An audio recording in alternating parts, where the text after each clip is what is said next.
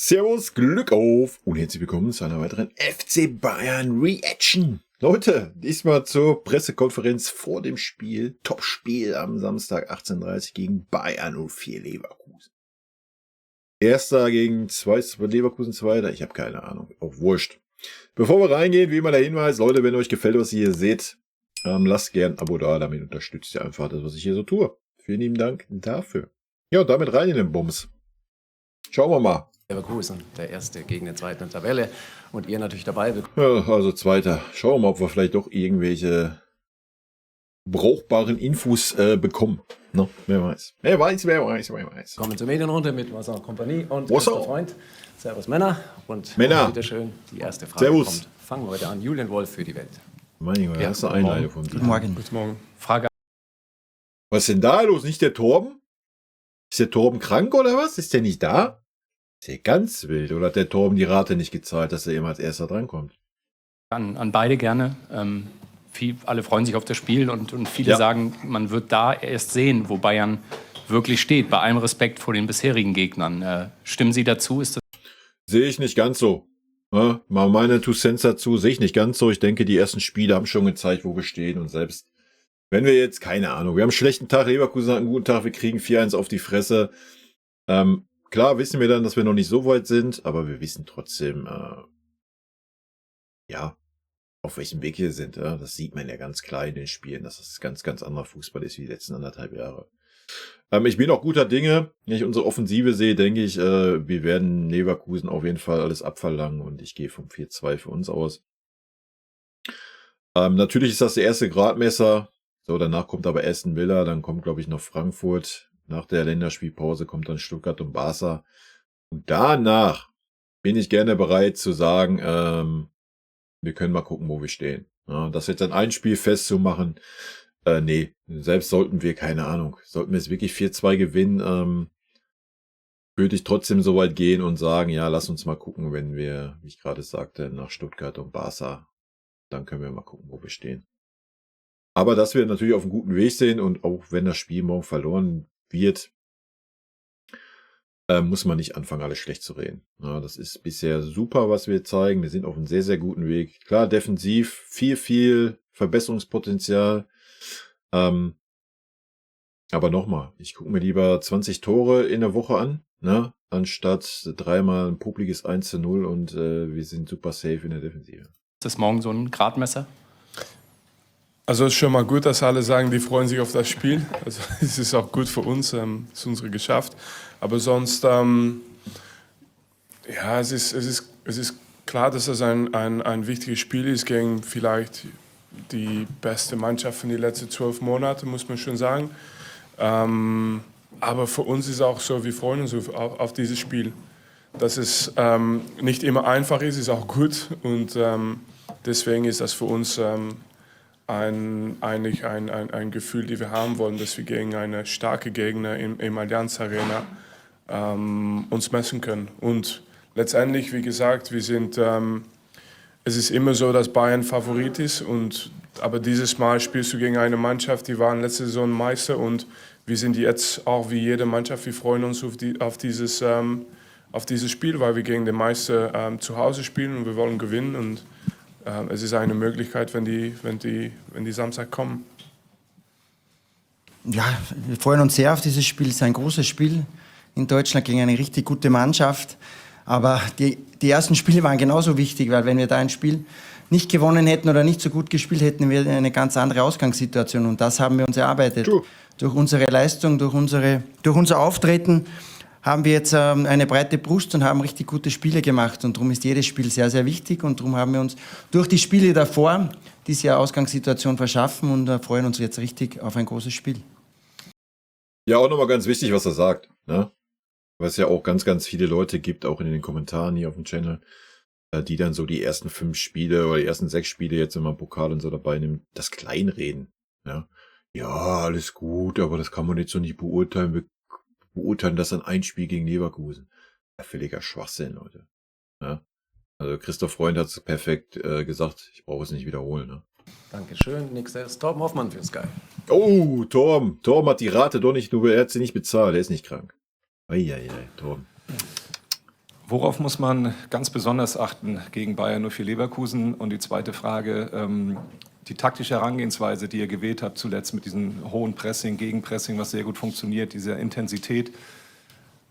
Geht man mit dieser selben Einstellung auch in dieses Spiel oder überlegt man sich da vielleicht taktisch, das alles ein bisschen weiter tiefer zu staffeln? Ja, ich glaube nicht, dass er das jetzt beantworten wird.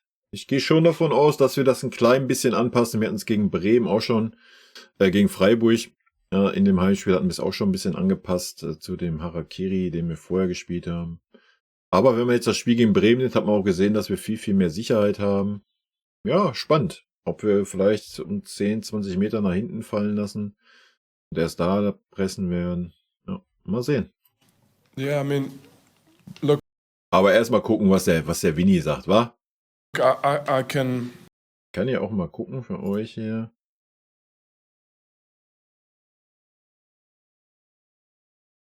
Oh, ich kann nichts einstellen bei Untertitel. Deutsch automatisch erzeugt. Ja, guck mal, das ist doch was, oder? Da geht doch was mit. Nur mal gucken, wo ich es am besten hinschiebe. Hier. So, bitteschön. Like I said, I can go back to the years and the experiences. Oh, das ist Deutsch automatisch erzeugt. Sehr wild. Dann machen wir automatisch übersetzen und machen dann. Dann gibt es kein Deutsch, oder was da? Wenn das auch Englisch ist, Leute, dann habt ihr leider Pech gehabt. Werde ich es wieder versuchen, sinngemäß euch mitzuteilen. I've had when I played against Bayern München. And I've mentioned it before, but we played with extremely good players, extremely good attacking players against Bayern Munich and extremely good defenders. And we had every threat that we could have. And yet we didn't feel like we could have the ball.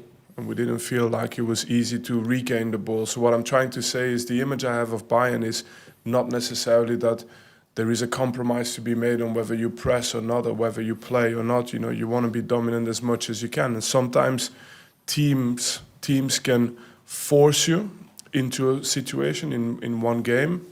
But in the end, the mindset and the spirit of our team should always be to try and be dominant in every phase we can. So it's just to answer the question about change or not change. I think the goal for Bayern should always be to impose our game. And if a team is able to deny us from doing that, then well done to that team. It's still possible for us to try and win the game. And then I think moving forward. Also, er hat erstmal gesagt, das ist das, was er immer sagt, ja. Wir haben viele, viele gute Spieler, die Bock haben, den Ball zu attackieren und wenn wir den Ball haben, den Ball in den eigenen Reihen zu haben, mit dem Ball zu spielen und so weiter, so wie unsere Spielweise halt jetzt ist. Und er sagt, das versuchen wir natürlich in jedem Spiel, aber natürlich gibt es Gegner, die natürlich dann das besser oder schlechter versuchen werden, uns daran zu hindern. Ja. Aber das ändert nichts daran, dass wir das versuchen wollen und dass das unsere Spielweise ist und wir diese Spiele dadurch gewinnen wollen.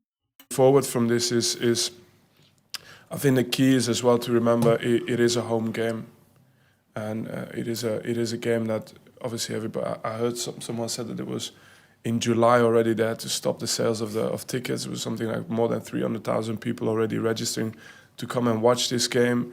So we can't miss this opportunity to show the best version of ourselves as well.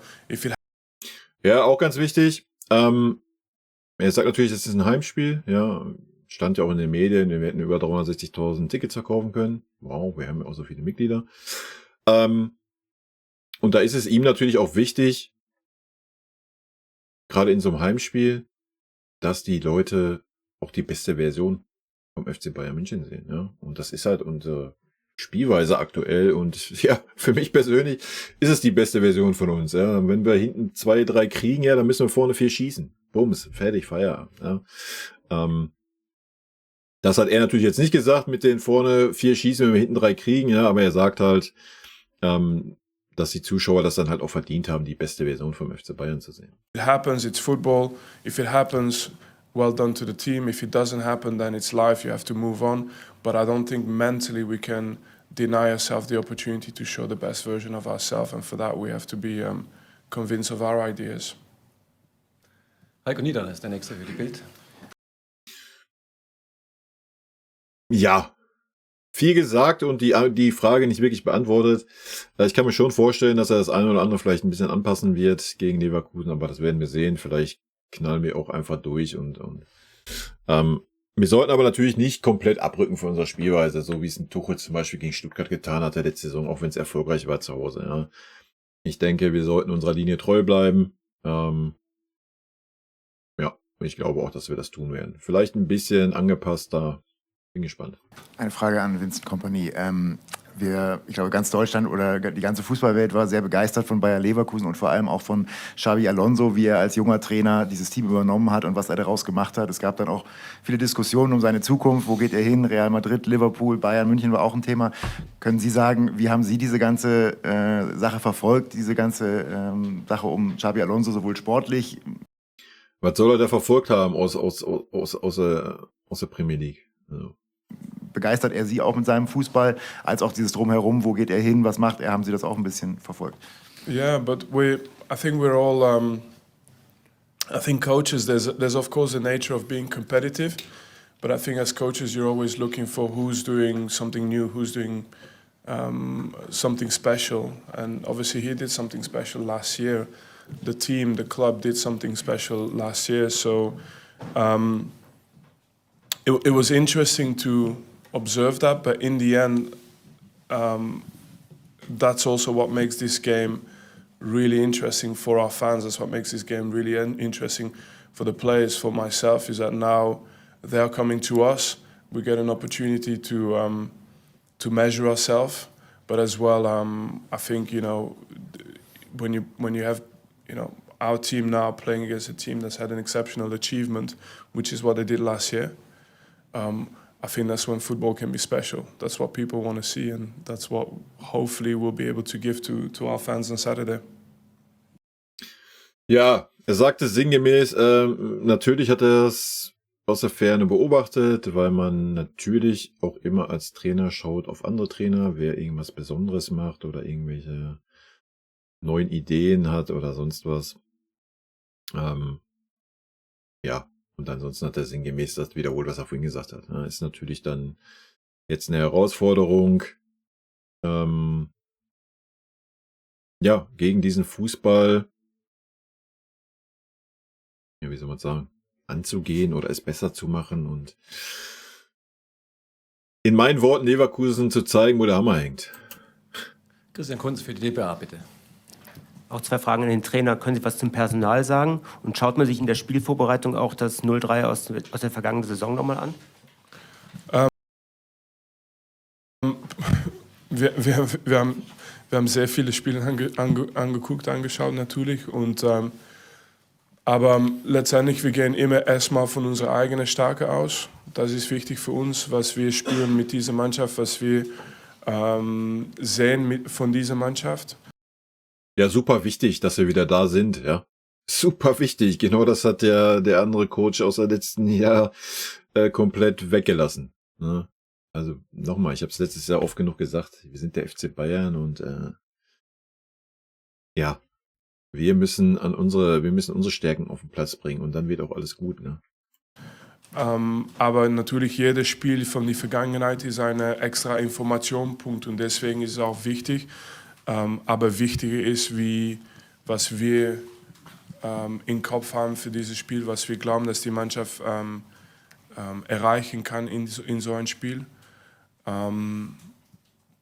Klar, Leverkusen ist eine gute Mannschaft, aber ich würde gerne auch jede Woche dieses Spiel machen und da müssen die Spieler es zeigen auf dem Platz und wir werden alles dafür tun, zusammen mit den Fans, um die Mannschaft zu unterstützen und hoffentlich für uns am Samstag auch einen ganz besonderen Fußballtag zu erleben. Ja. Nächster in der Mitte, Vincent Schirpke für Merkur und die Personal. Wer fällt aus? Z. Sie haben in den letzten Wochen mit Ihrem Team extrem überzeugt. Würden Sie sagen, dass Sie schon am Leistungsmaximum angekommen sind oder gibt es noch Dinge aus Ihrer Sicht zu verbessern? Ja, Leistungsmaximum, ich weiß es nicht. Es ist immer das nächste Spiel, das zählt im Fußball. Du kannst nach 6 Spieltagen und nachher gut mit der Vorbereitung, lass es 2,5 Monate sein, kannst du noch nicht am Maximum sein, wenn ein neuer Trainer da ist, der eine neue Vorstellung hat und so weiter. Ja, wir sind auf einem super Weg, gar keine Frage. Aber am Maximum sind wir auf jeden Fall noch nicht. Und du musst wissen, wenn du eine gute Leistung hast, dass du noch weiter arbeiten musst, dass es nicht reicht, dass du noch mehr machen musst. Und wenn es einmal eine schlechte Leistung gibt, dann musst du auch weitermachen. Ich glaube, das ist mein Job, um immer wieder das Mittel zu finden für diese Spieler, dass sie verstehen, okay, wir haben jetzt 5-0 gewonnen, wir haben jetzt 20 Tore oder so geschossen, aber irgendwie können wir noch besser werden. Und wenn es einmal nicht läuft, dann auch zu sagen, okay, so schlecht sind wir auch nicht und wir müssen einfach weiterarbeiten, damit wir die nächste Ergebnis holen können. Weil wir haben schon gezeigt, dass wir das können.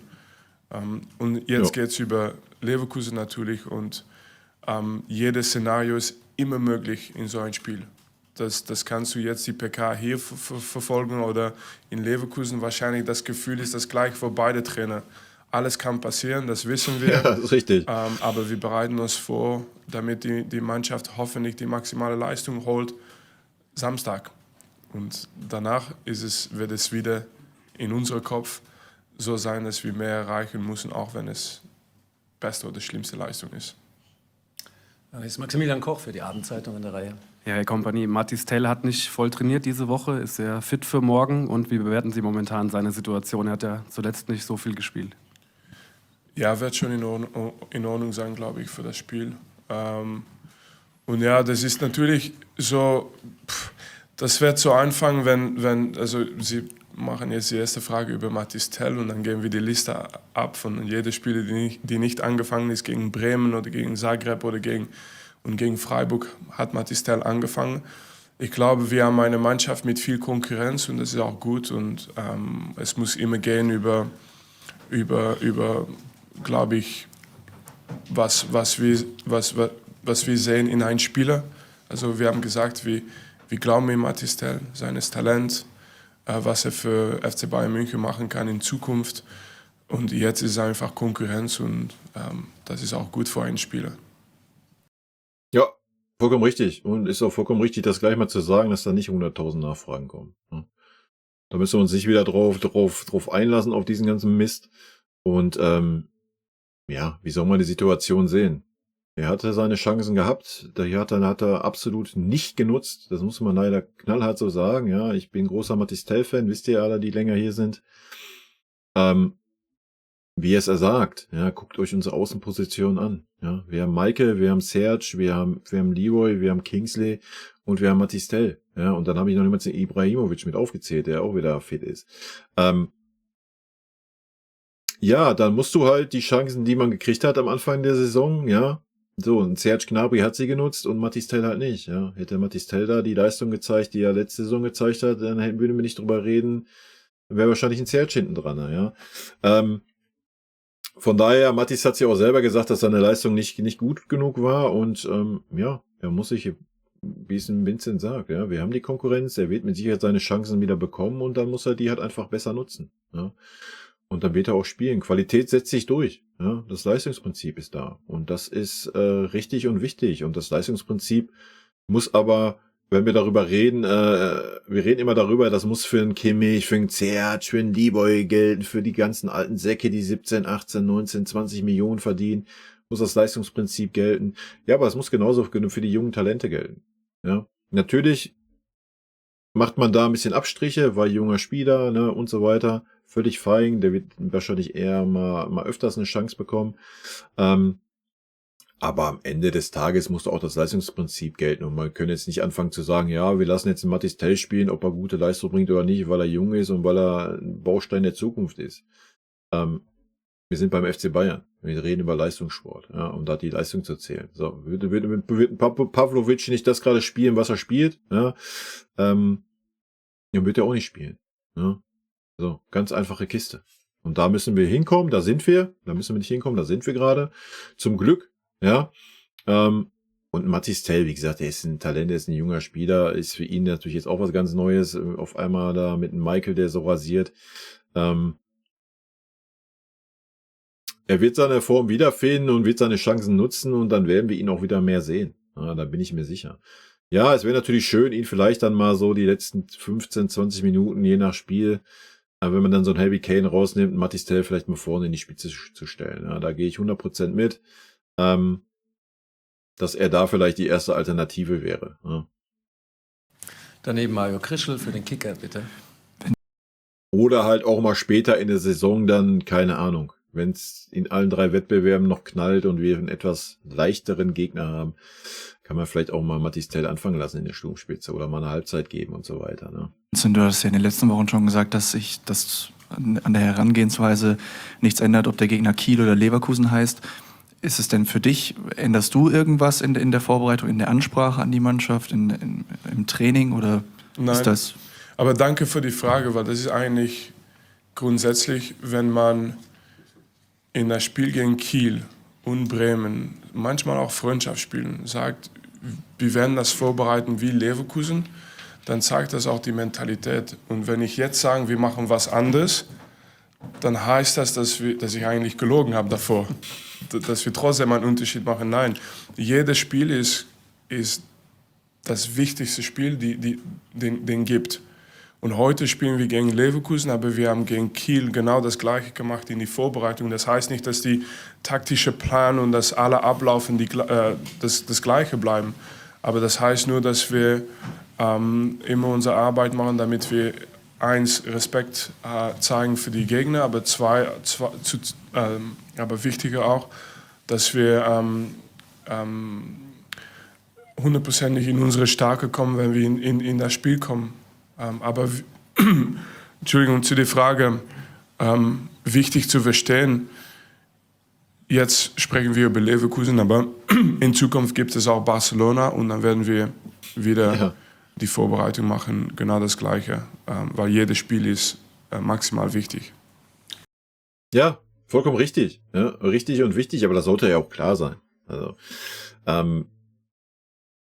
wie gesagt, wir können spult einfach zurück, hört euch einmal, was Christoph Freund gesagt hat. Ja, hättest du die ersten Spiele nicht so gespielt, würden wir nicht darüber reden. Ja, hätten wir da nur, guckt euch Leverkusen an, die sind 3 Punkte hinter uns. So, ja, bums. Die sind nicht punktgleich, ja. Also, selbst wenn wir beide Spiele gegen Leverkusen verlieren sollten, ja, was wir nicht hoffen wollen, und alle anderen Spiele gewinnen, dann werden wir Meister werden. So, ja. Also, völliger Schwachsinn, da irgendeinen Fokus auf irgendwelche einzelnen Spiele zu legen. Dann hier vorne wieder Christian Kunz oder Gegner halt. Eine Frage an Christoph Freund. Wie viel Spaß machen Ihnen Jamal Musiala und Florian Wirtz? Und nochmal kurz nachgehakt bei Herrn Kompanie zum Personal vielleicht noch 2 Worte. Grundsätzlich als Fußballfans machen wir beide sehr viel Spaß, weil es außergewöhnliche Fußballer sind, für die man gerne ins Stadion geht, denen man gerne zusieht. Aber als Sportdirektor vom FC Bayern München macht mir Jamal Musiala richtig viel Spaß, weil er unser Spieler ist, weil er ein super Junge ist und er extrem gut Fußball spielt und ganz wichtig für die Mannschaft ist und er sich in super Form befindet, gut in die Saison gestartet ist und einfach ein ganz, ganz wichtiger Faktor in unserem Spiel ist. Ja, die Frage zieht natürlich darauf ab, so bla, kümmert sich wie jedes Jahr. Jedes Jahr sind die Gerüchte da, Florian Wirtz schon seit 2 oder 3 Jahren zum FC Bayern. Wenn der Florian Wirtz irgendwann sagt, yo, hier, ich bin jetzt bereit für den FC Bayern, dann wird der FC Bayern Florian Wirtz verpflichten und Leute, wenn es 150 Millionen sind, die da im Raum stehen, dann sind es 150 Millionen. Ja, also ist für mich persönlich, wenn das Gehalt dann in den richtigen Bahnen ist, absolut gar kein Problem. Warum? Wir haben für einen Harry Kane 100 Millionen gezahlt. Ja. So. Ein Harry Kane ist vielleicht 3-4 Jahre bei uns, dann ist der Akku leer. Ja. Florian Wirtz ist was? 22, wenn du den nächstes Jahr verpflichten würdest, wäre er 23. Das heißt, er könnte 10 Jahre bei uns spielen. Ja. Wenn das der Karriereplan ist. Und ansonsten, ja, stellt euch mal vor, du hast einen Musiala, du hast einen Wirtz und du hast einen Michael. Alter, als offensive Dreierreihe und hast davor so einen Stürmer wie ein Harry Kane, Alter. Ja, was ist los? Ja. Und gehaltstechnisch, verlänger den Vertrag von Leroy nicht und alles ist fein, Alter. Dann hast du das Gehalt wohl locker drin, was ein Florian Wirtz gerne haben möchte. Ja. Und dasselbe auch auf Musiala gesagt, ja. Wenn man jetzt sagt, kleiner Exkurs vielleicht mal, wenn man jetzt sagt, ja, Musiala soll das Gesicht der Zukunft werden, jetzt waren da irgendwelche Zahlen im Umlauf von 18 Millionen, die Musiala haben möchte, oder 18,5 Millionen oder was. Ganz ehrlich, das ist völlig fein. Jede Mannschaft hat ihre Topverdiener, hat ihre Topstars, und dass Musiala in diese Riege gehen kann, steht außer Frage. Ja, es geht ja nicht darum, dass man solche Gehälter für Ausnahmespieler zahlt, auch ein Harry Kane verdient das, noch mehr sogar, sondern es geht darum, dass man halt nur 2, 3 dieser außergewöhnlichen Spieler hat und nicht wieder anfängt, dann irgendwelche Durchschnittsspieler à la Gnabry, Coman, Sané und so weiter nachzuziehen und zu sagen, ja komm, hier kriegst du auch die 20 Millionen, drauf geschissen. So, darum geht's doch. Ja? So, also ich denke, wenn Musiala weiter seinen Weg geht und ja, dann ist er mit Sicherheit auch ein Gehalt in dieser Größenordnung wert. Ja? Feierabend. Also, was meinen Sie? Ja, Manu trainiert im Moment, also, aber wir werden morgen erstmal die letzte Entscheidung treffen und ich glaube, wichtig ist, dass nichts ändert zum Kader von Werder Bremen und alle sind zur Verfügung und wenn einer nicht topfit ist, dann haben wir auch andere Spieler, wo wir volles Vertrauen haben, aber hoffentlich sind alle dabei und können wir die beste Mannschaft einfach wählen für das Spiel. Dann die Bild-Zeitung wieder, Nikolaus Linner. Eine Frage an Herrn Kompany. Bevor Sie hier Trainer wurden, war Xabi Alonso auch ein ganz heißer Kandidat auf den Job. Bayern hat bei ihm angefragt. Ist das für Sie? Alter, ey. So eine verfickte Frage kann wieder nur von dieser beschissenen Zeitung kommen, Alter. Bitte mach doch ein Schild vorne an die Eingangstür zum Presseraum, Bild. Guck mal, wie der Freund schon grinst. Bild und ein rotes Kreuz durch, Alter. Verpisst euch einfach von den FC Bayern Pressekonferenzen. Erst recht dieser Spacken, Alter. Der stellt immer diese gleichen verkackten Pissfragen, um die Leute aus der Deckung zu locken. Ja, fühlen Sie sich jetzt gekränkt, dass der FC Bayern sich ja erstmal um Xabi Alonso bemüht hat und sie nur die 2., 3., 4., 5., 8., 9., 500. Wahl waren beim FC Bayern? Alter. Junge, geh einfach weg von diesen PKs, ey. Junge, du bist so ein... Ich spreche nicht weiter. Oder? Eine besondere Motivation, jetzt im ersten direkten Duell zeigen zu können. Ich kann mit dem mithalten, ich kann den schlagen. Ich bin vielleicht sogar die bessere Wahl. Junge. Ja. Weiß nicht, nein. Ja, eigentlich ist das die bessere Reaktion als meine. Ja, lach ihn einfach aus, den Spacken, Alter. Nein, überhaupt nicht. Meine Motivation ist leider absolut nicht wert, diese Frage zu beantworten. Leverkusen war Meister letzte Saison. Die kommen jetzt zum Allianz. Wir sind jetzt Tabellenführer, dürfen wir nicht vergessen. Und wir haben eine Möglichkeit, was zu machen für unsere Fans. Da geht's rüber. Wer in dieses Geschäft ist es natürlich normal, völlig normal, dass es immer eine Wahl gibt und Kandidaten gibt. Und es sieht immer so aus, als ob alle eine außergewöhnliche Ego haben, dass wir alle sagen müssen, nein, wieso? Das ist mir alles völlig egal. Ich bin hier für die Mannschaft, für die Spieler, es macht mir Spaß. Ich arbeite sehr, sehr hart. Also ich finde, dass ich in diesem Sinn auch alles dafür tue, damit ich das jeden Tag verdiene. Es geht nicht darum, dass ich sage, ich war großer Spieler oder ich habe was erreicht früher als Trainer und deswegen muss ich Respekt bekommen. Nein. Könnte man jetzt, wenn man wollte, mal als klein, an den einen oder anderen Trainer schicken, diese Aussage. Sollte der eine oder andere Trainer vielleicht mal drüber nachdenken. Ich arbeite einfach sehr, sehr hart und das reicht mir. Alles andere ist für mich total unwichtig. Und wenn einer ganz da oben ist, bin ich eigentlich nicht eine, die sagt, das freut mich nicht. Nein, ich finde das gut. Ich finde, dass es gut ist, wenn Leute erfolgreich sind und den Leuten das Maximum holen aus, was die haben an Potenzial, weil ich weiß, wie schwer es ist. Und das Ziel ist immer wie vorher als Spieler, jetzt auch als Trainer, dass man irgendwie versucht, Spaß zu haben und Erfolg zu haben, weil man immer besser wird. Und wenn die anderen das schaffen, toll, super. Aber ich möchte gerne auch meinen Weg gehen und ich werde alles dafür tun. Und ich arbeite sehr hart.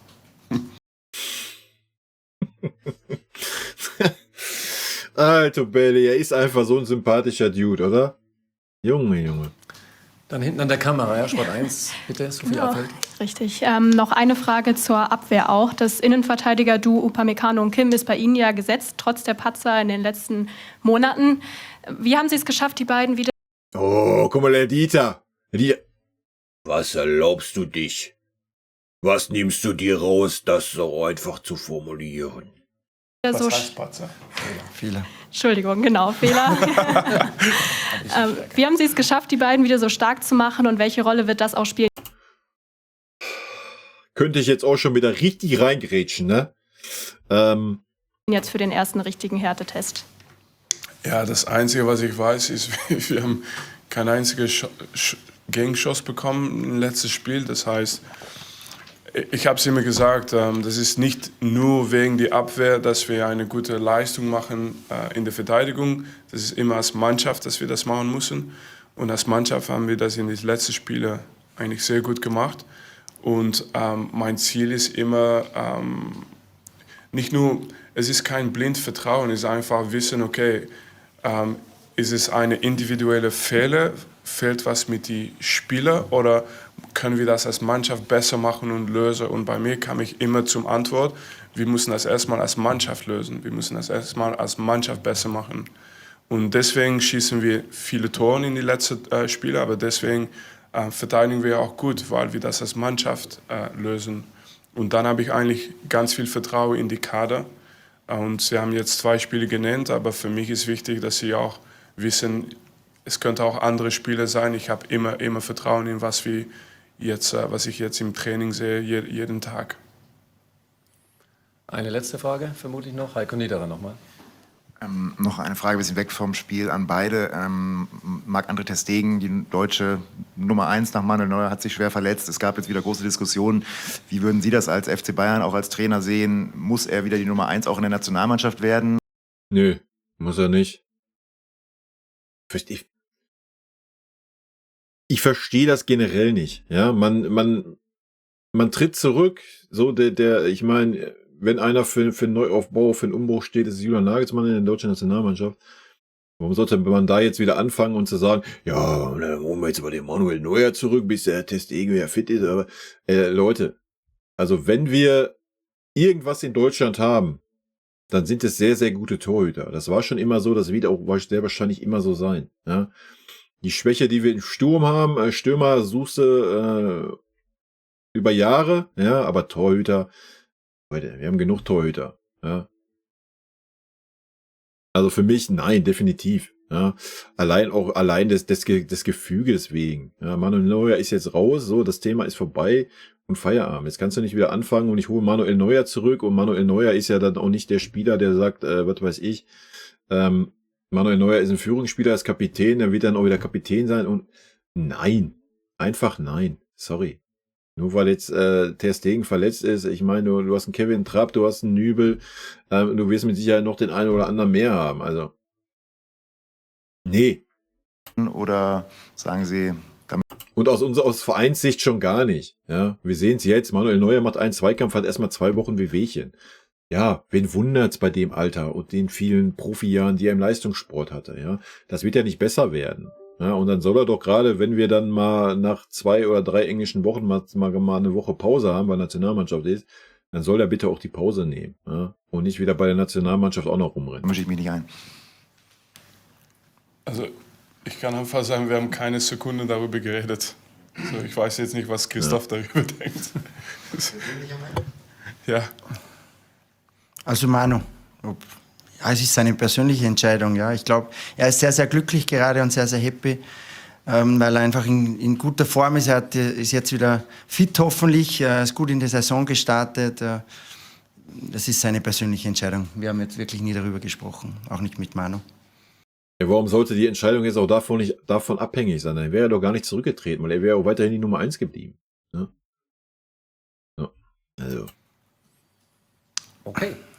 Okay. Dank. Danke euch. Freuen wir uns auf ein tolles Spiel morgen. Heute freuen wir uns auch. Danke. Hovi.